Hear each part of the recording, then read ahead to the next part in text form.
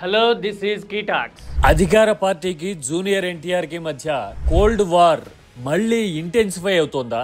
War 2 theatre లో నడుస్తున్న సమయంలో అధికార పార్టీ ఎమ్మెల్యే తీవ్రంగా చెప్పరాని భాషలో దుర్భాషలాడ్డాన్ని ఎలా అర్థం చేసుకోవాలి? మాట్లాడితే ఇలాంటి ధోరణుల ప్రభావం ఏపీ మీద, రాజకీయాల మీద భవిష్యత్తులో ఎలా ఉండబోతోంది అనేది తెలిస్తే గనక అవునా జూనియర్ ఎన్టీఆర్ ప్రభావం ఇంతలా ఉంటుందా అని ఖచ్చితంగా మనకు అనిపిస్తుంది. అసలు అనంతపురం ఎమ్మెల్యే అడ్డగోలుగా రెచ్చిపోవడానికి అసలు కారణమేంటో, ఇలాంటి ఓవర్ యాక్షన్లు రాజకీయాన్ని ఎలా మారుస్తాయో చూద్దాం. This is your KTalks. Junior NTR Lokesh ని ఏదో అనేశారు అంటూ అనంతపురం ఎమ్మెల్యే మాట్లాడిన తీరు ఎన్టీఆర్ అభిమానులకే కాదు, అసలు వింటున్న వాళ్ళందరికీ కూడా చాలా ఆశ్చర్యంగాను సర్ప్రైజింగ్ గాను అనిపించింది. అదేంటి, ఎన్టీఆర్ అసలు లోకేష్ గురించి గాని టీడీపీ గురించి గాని ఎప్పుడూ మాట్లాడలేదు కదా, అయినా ఇలా ఎందుకు అంటున్నారు అనే ప్రశ్న ఠక్కున వచ్చేసింది. పైగా ఎన్టీఆర్ సినిమా వార్ 2 రిలీజ్ అవుతున్న టైంలోనే లోకేష్ ప్రత్యేకంగా రజనీకాంత్ కూలీకి విషెస్ చెప్పడాన్ని పరోక్ష కవ్వింపుగా చాలా మంది చూశారు. నేను కూడా లాస్ట్ వీక్ ఓ వీడియోలో ఈ మాట ప్రస్తావించా. అంటే పరోక్ష కవ్వింపులు ఇంటెన్షనల్ గా గానీ అన్ఇంటెన్షనల్ గా గానీ టీడీపీ వైపు నుంచి ఉన్నాయనేది వాస్తవం. జూనియర్ ఎన్టీఆర్ వైపు నుంచి మాత్రం ఎలాంటి రాజకీయ పరమైన ప్రకటనలు గాని కవ్వింపులు గాని లేనేలేవు. అయినా ఇలా మాట్లాడడానికి కారణమేంటి అని చూస్తే, స్వామి భక్తిని చాటుకోవడానికి, నాయకత్వాన్ని మెప్పించడానికి ఇదో దగ్గర దారి అని కొందరు దురభిమానులు ఇలాంటి ప్రయత్నాలు చేస్తున్నారు టీడీపీలో అని అనిపించినా, దీని వెనక దీర్ఘకాలిక స్ట్రాటజీ ఉందేమో అనే అనుకోవాలి. ఎందుకంటే ఎన్టీఆర్ సినిమా ఇప్పుడు మార్కెట్లో ఉంది. ఏ మాత్రం నష్టం చేసినా గానీ అది ఎన్టీఆర్ ఇమేజ్ కి భంగం కలిగిస్తుందేమో, దానివల్ల మన నాయకత్వం మెచ్చి మనకి వేరతాళ్ళు వేస్తుందేమో అని కొందరు నాయకులు భావిస్తున్నారు. ఎందుకంటే ఎన్టీఆర్ తో టీడీపీకి థ్రెట్ ఉందని, మరీ ముఖ్యంగా టీడీపీలో జరిగే జనరేషనల్ చేంజ్ కి ఎన్టీఆర్ వైపు నుంచి సవాల్ ముంచుకొస్తోంది అని చాలా మంది భావిస్తుండటమే ఇలాంటి ధోరణికి కారణం అనుకోవాలి. మరి ఇలా ఇష్టం వచ్చినట్టుగా రెచ్చిపోతే ఆ ప్రభావం ఎలా ఉండొచ్చు? ఇదే అసలు పాయింట్. ఇప్పుడు ఒకటి కాదు, 2-3 రకాలుగా ఇంపాక్ట్ ఉండొచ్చు.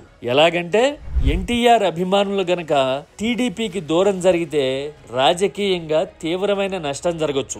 ఇప్పుడంటే అధికారంలో ఉన్నారు కాబట్టి ఏం చేసినా చెల్లుబాటు అయిపోతుంది అని విర్రవీగుతూ ఉన్నారేమో గాని, ముందున్నది సవాళ్ల కాలమే. ఎందుకంటే ఓ పక్క నుంచి ప్రభుత్వ వ్యతిరేకత, ఇంకో వైపు నుంచి హామీలు నిలబెట్టుకోవాల్సిన టెన్షన్, ఇవన్నీ పెరుగుతూ ఉండగా ఇలా ఎన్టీఆర్ అభిమానులు లాంటి వర్గాలు కూడా దూరం అయితే గనక టీడీపీకి భవిష్యత్తులో కష్టాలు పీకల మీదకి వచ్చే ప్రమాదం పొంచి ఉంది. ఇది ఒక పాయింట్ అయితే, రెండోది ఎన్టీఆర్ కి టీడీపీ నాయకత్వానికి మధ్య ఫ్రిక్షన్ ఉన్నమాట వాస్తవం. ఎన్టీఆర్ రాజకీయాల్లోకి వస్తాడనమాట భవిష్యత్తులో అని న్యూట్రల్ గా ఉన్నవాళ్ళు, కులాభిమానంతో సంబంధం లేని వాళ్ళు కూడా భావించారనుకోండి, అది ఎన్టీఆర్ కే అడ్వాంటేజ్ అయ్యే అవకాశం ఉంటుంది. దానివల్ల NTR image, craze and political weight అమాంతం పెరిగే ఛాన్స్ ఉంటుంది. ఇది రెండోది. ఇక మూడోది, ఎన్టీఆర్ మీద టీడీపీ నాయకులు పేలుతున్న అవాకులు చెవాకుల సిచ్యువేషన్ ని వైసీపీ టాక్టికల్ గా, క్లెవర్ గా, రాజకీయ అడ్వాంటేజ్ గా మలుచుకుంటోంది. సినిమా బాగుంటే ఎవరు ఏం చేయలేరు, బాగాలేనప్పుడు ఎవరు ఆడించలేరు. అది హరిహర వీరుమల్లమే విషయంలో మీకు తెలుసుంటుంది. ఎన్టీఆర్ కి మద్దతు ప్రకటిస్తూ టీడీపీ నాయకులకి కన్ను మిన్ను కానకుండా పోయింది అని చెప్పడాన్ని తెలివైన రాజకీయ వ్యూహం అని అనుకోవచ్చు. అంటే టీడీపీ నాయకులు ప్రవర్తిస్తున్న తీరు నేరుగా విపక్షానికి అడ్వాంటేజ్ ఇచ్చేదిగా ఉంది అని చెప్పడానికి ఇంతకన్నా వేరే ఉదాహరణ ఏమక్కర్లా. మరి ఈ 3 కారణాలు బట్టి చూస్తే ఎన్టీఆర్ ఫ్యాక్టర్ టీడీపీని హంట్ చేస్తోందని, ఈ ప్రభావం భవిష్యత్తులో మరింత పెరిగే అవకాశాలు ఉన్నాయని మనం అర్థం చేసుకోవాల్సి ఉంటుందేమో. మీరేమంటారు? వీటన్నిటితో పాటు పాటు నేనైతే నిస్సందేహంగా ఇంకొక మాట కూడా చెప్తా.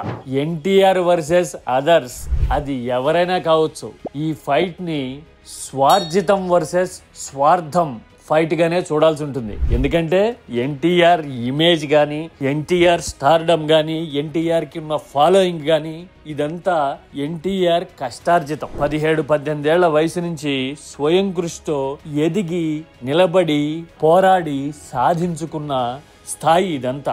కేవలం తాత రూపురేఖలు మాత్రమే ఉంటే, కుటుంబ అండదండలు లేకపోయినా గానీ ఎన్టీఆర్ నిలబడ్డాడు అనేది వాస్తవం. మరి ఎన్టీఆర్ మీద ఆరోపణలు చేస్తున్న వాళ్ళు ఎవరైనా రాజకీయ స్వార్థంతోనూ, లేదంటే గనక పదవుల కోసమో, పార్టీ మీద పట్టు సాధించేందుకో ఉద్దేశపూర్వకంగానే రాళ్లు రువ్వుతున్నారు అనేదైతే నిజమే కదా. అందుకోసమే నేనైతే ఇలాంటి ధోరణిని స్వార్జితం వర్సెస్ స్వార్థం అని అంటా.